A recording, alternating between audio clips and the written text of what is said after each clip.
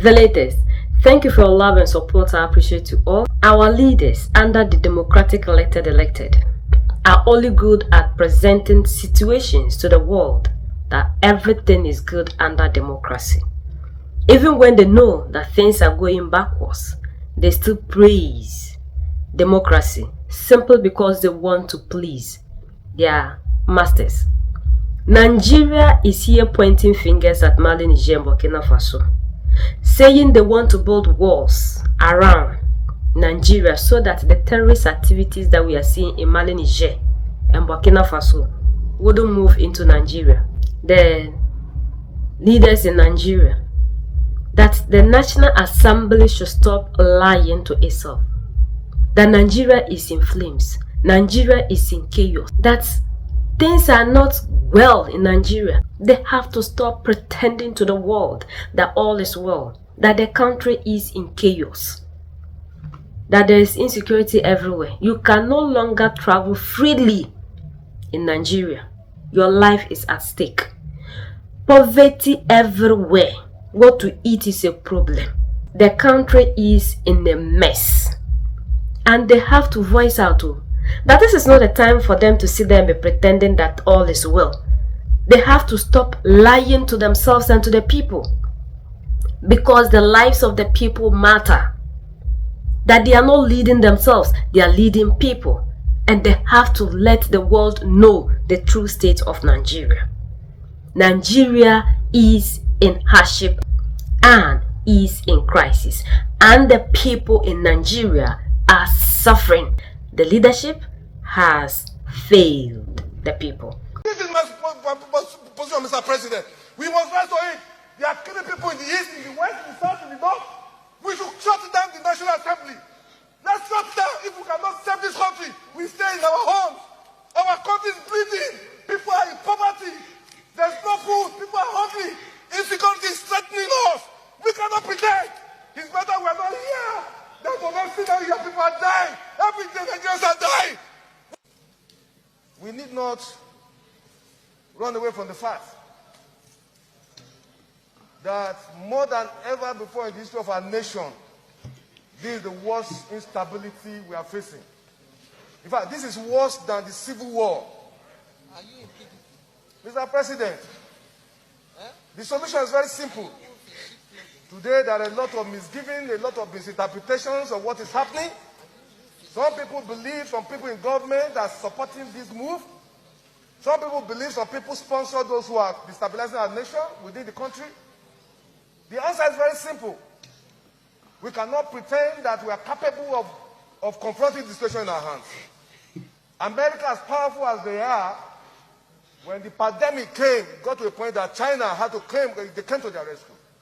We shouldn't pretend that we needed foreign support now. Let nobody deceive us, Mr. President. A lot of billions of naira have been voted for security services. Nothing is coming out of it. We wouldn't wait until our nation gets bombed. Let us shout and call for foreign support. I am a APC man and I've been supporting my party. But the president should get to know that it has gotten to a point that we who are supporters, who are members of the APC, we can no longer keep quiet. The president must rise to the occasion. You know, why say you not see the truth and you are afraid to say it because you will die? We must open, Mr. President. The nation is on fire. The president must rise to the occasion. It costs us nothing to get foreign support. We must rise to the occasion. We must bring in people to save this country, or else we will be consumed. Every one of us will have a chapter for history. Whenever the history of this period will be written, whatever is our position, we have a chapter. We cannot keep quiet any longer. It has gotten to a point that we cannot sleep with our two eyes closed. We are not free. Our children are not free. The president must rise to the occasion. There is no nation that is so powerful that doesn't need support of other nations. Individual cannot say you will leave the war without any other person with you. So we must rise. The situation is our security system has collapsed. It has failed. And because it has failed, we need to look for foreign support. It costs Nigeria nothing. Forget the ego, forget the superiority of Nigeria in African nations. Today, we are facing serious problems.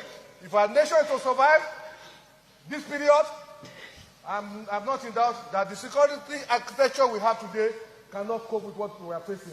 Every part of this country is threatened. From the north to the south, nobody is safe.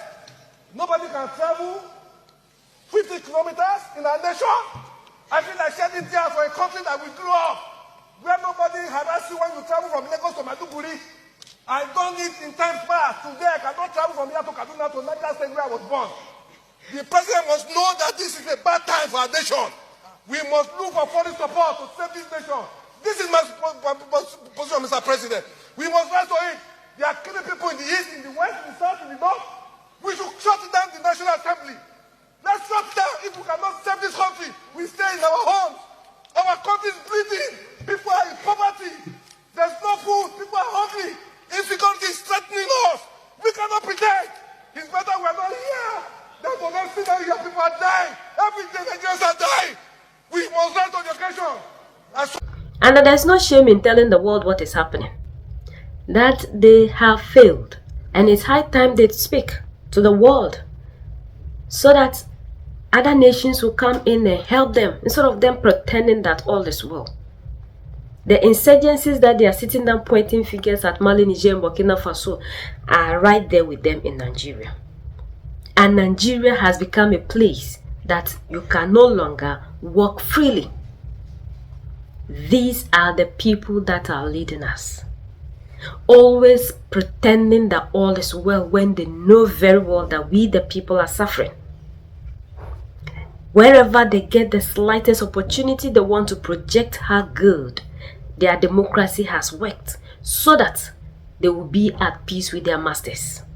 This man is in pain because they have seen that the target is no longer only the civilians.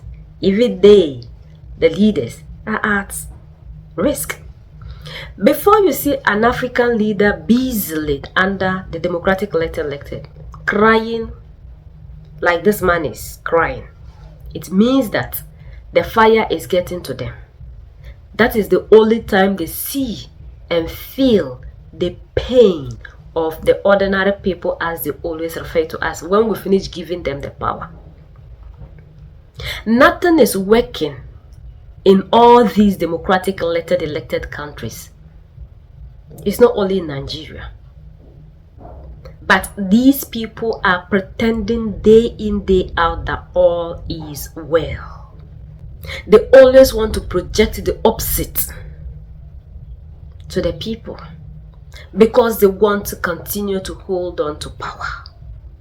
And it is we the people that haven't understood. It is our lives that these people are playing with.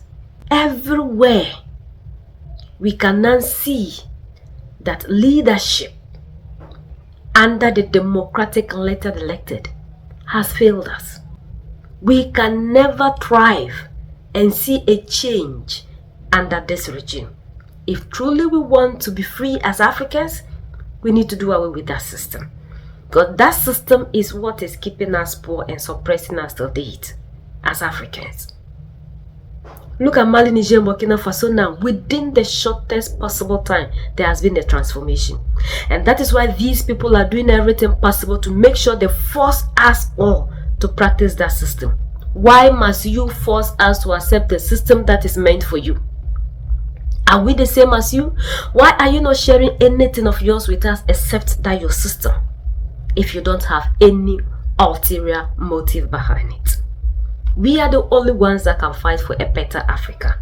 And it's high time we put our tribalism aside, our differences aside, and unite as a people to fight for that Africa we are looking for. United we stand, divided we fall, and united we keep standing forever and ever. The greatest enemy of the African is mental slavery. So let's decolonize ourselves from mental slavery. Let's keep sharing to educate our brothers and sisters. Together we make Africa great for ourselves and the next generations that are going to come. So that's the latest around the world, in Africa, West Africa, and in Nigeria.